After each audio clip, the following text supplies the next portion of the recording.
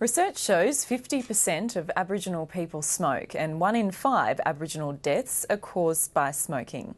Menzies School of Health Research has launched a multimedia campaign to try to tackle the problem.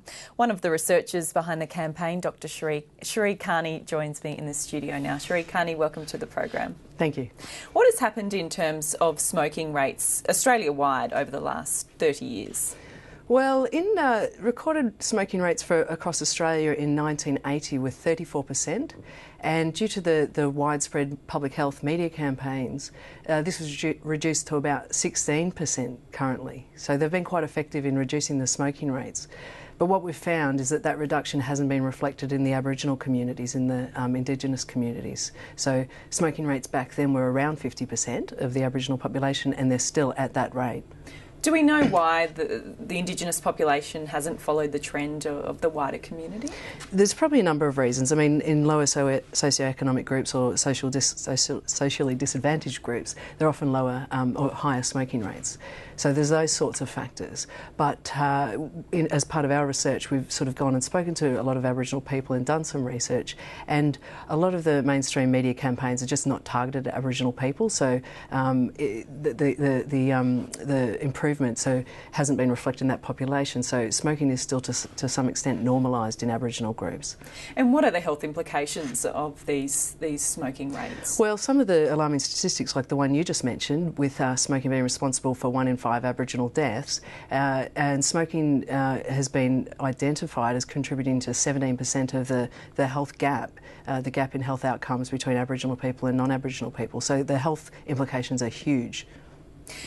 Do you know what's driving this high rate in the Northern Territory? In the Northern Territory, the rates are higher than in the rest of Australia. I think rates amongst Aboriginal men in the Northern Territory are 60%, and women it's 50%. So, what we sort of looked at was we interviewed a lot of Aboriginal young people around Australia in rural, remote and urban environments, and found out how they viewed smoking and what their attitudes with respect to it were. And we found that there was a good understanding that smoking was related to negative health effects, but the young people seemed quite detached from it, and they didn't. A lot of the mainstream media messages, they didn't feel like they related to them. I suppose it's like if I was a smoker and all the media was targeted to older African men, I probably would think, well, that doesn't relate to me. So it was the same sort of a thing, really. So. And also smoking was really normalised. So I think around 60% of houses that the people we interviewed and the wider population, these younger people live in houses where at least somebody smokes.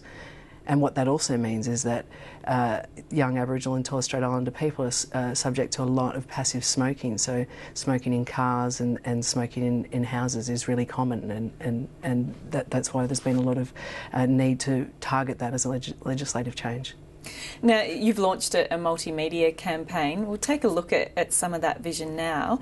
Now, who is this campaign targeted at? This is targeted at young Aboriginal people around Australia, and the aim is, what we did was trying to work out how they, on top of what knowledge they have, how they accept messages, what sort of health messages are going to reach them. And so young people use a lot of social media, mobile technology, mobile phones and the internet. So what we did is found out ways that they listen to messages and involved the young people for who the messages are for in the project development, the content development. So there's a bit of a novel strategy and sort of follows some of the sort of market research principles in making sure that they're the most effectively, most capable of actually reaching the target, the group that we're looking to reach. Sheree Cairney, thanks so much for joining us. Pleasure.